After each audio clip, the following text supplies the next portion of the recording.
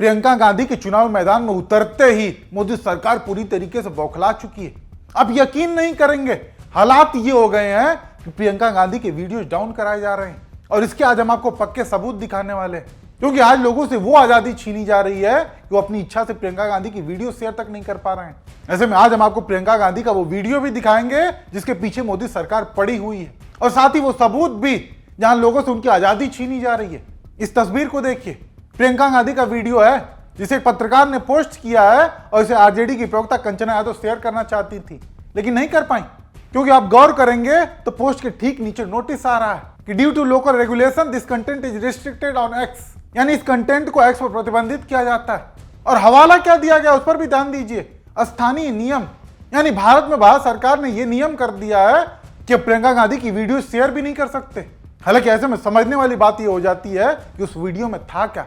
तो एक बार इस वीडियो को भी सुन लीजिए, इसके बाद आपको और भी सबूत दिखाते हैं। पहले प्रियंका गांधी के भाषण का वो अंश सुनिए जिस पर नोटिस आ रहे हैं और खुद अंदाजा लगाइए कि ऐसा गलत क्या बोला है। मोदी जी अमेरिका के गुलाम बन गए हैं और उनकी नीतियों की वजह से आज पूरा देश संकट में है, और हेमंतो जी मोदी जी के गुलाम हैं और ऊपर से ये चाहते हैं कि ये डबल गुलामी की सरकार इस असम के सुंदर प्रदेश और स्वाभिमानी प्रदेश की जनता को गुलाम बना दे, दबा कर रखे। प्रियंका गांधी ने साफ शब्दों में और पूरे सम्मान के साथ कहा कि मोदी जी अमेरिका के गुलाम बन गए और उनकी नीतियों की वजह से पूरा देश संकट में है। साथ ही आगे ये भी कहा कि असम के मुख्यमंत्री हिमंता बिस्वा शर्मा वो भी मोदी जी के गुलाम है।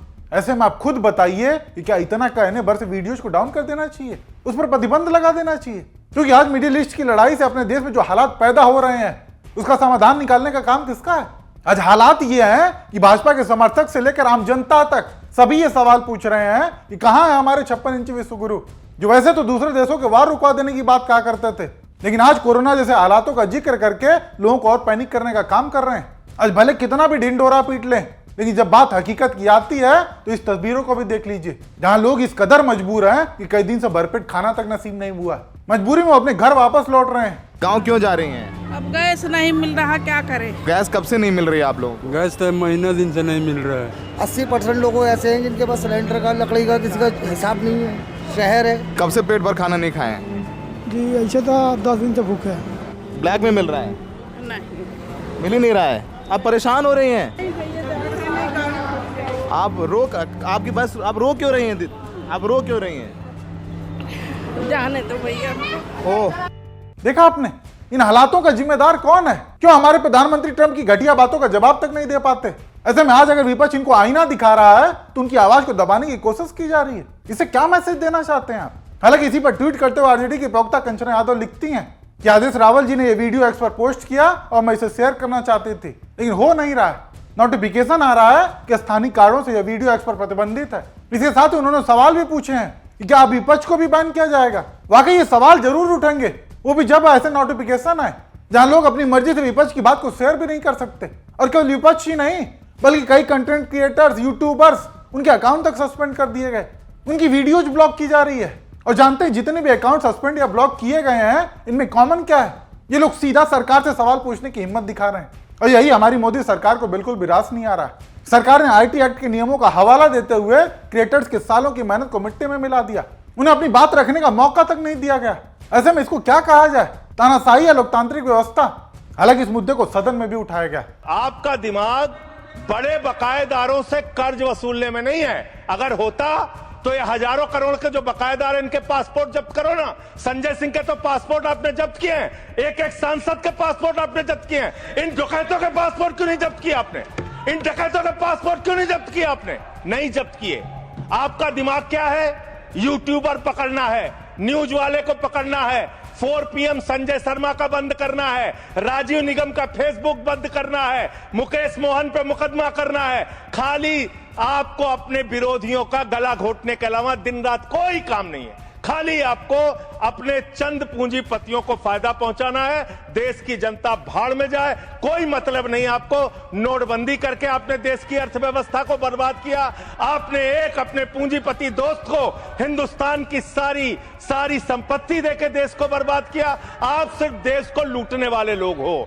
सुना आपने, सदन तक ये मुद्दा पहुंच चुका है, लेकिन इसके बावजूद मानो सरकार को कोई फर्क ही नहीं पड़ रहा। अभी भी लगातार वही रवैया देखने को मिल रहा है। खैर दूसरी तरफ विपक्ष ने भी ठान लिया है कि कितनी भी आवाज दबा लो, बोलना बंद नहीं करेंगे। और ये संदेश प्रियंका गांधी के भाषण में साफ देखने को मिला। आप भी सुनिए। आज असम में कायरों की सरकार है, चाहे मोदी जी हो चाहे आपके मुख्यमंत्री हो, कायर हैं, क्योंकि सिर्फ कायर डरता है अपनी आलोचना सुनने से, सिर्फ कायर लोगों से डरता है, जनता से डरता है, सिर्फ कायर अपना राज धमका कर डरा कर चलाता है। जो असली नेता होता है, जो जिम्मेदार नेता होता है, जो जनता को समझने वाला नेता है, वो आलोचना सुनना पसंद करता है। वो जनता के बीच जाता है और जनता अगर कह दे कि तुमने मेरा काम नहीं किया तो वो सुनता है, समझता है कि उसका कर्तव्य क्या है।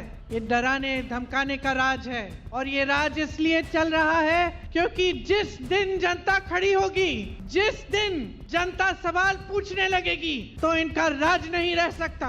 आज इन्होंने देश को अमेरिका का, इजराइल का गुलाम बना रखा है, और जिस तरह मोदी जी, नेतन्याहू जी और ट्रंप जी की गुलामी कर रहे हैं, उसी तरह से आपके मुख्यमंत्री मोदी जी की गुलामी कर रहे हैं, और उसी तरह से दोनों चाहते हैं कि असम की जनता गुलामी में रहे। प्रियंका गांधी के इसी बेबाकी के लोग कायल हैं। यही वजह है कि लोग उनमें इंदिरा गांधी की झलक देखते हैं, जिससे मोदी सरकार भी घबराती है। क्योंकि बीजेपी के लिए प्रियंका गांधी वो चुनौती है जिसका काट आज तक बीजेपी निकाल नहीं सकी, ठीक इंदिरा गांधी की तरह। खैर ऐसे में आप दर्शक प्रियंका गांधी और उनकी बेबाकी को लेकर क्या सोचते हैं? आपकी जो भी राय हो कमेंट करके जरूर बताइएगा।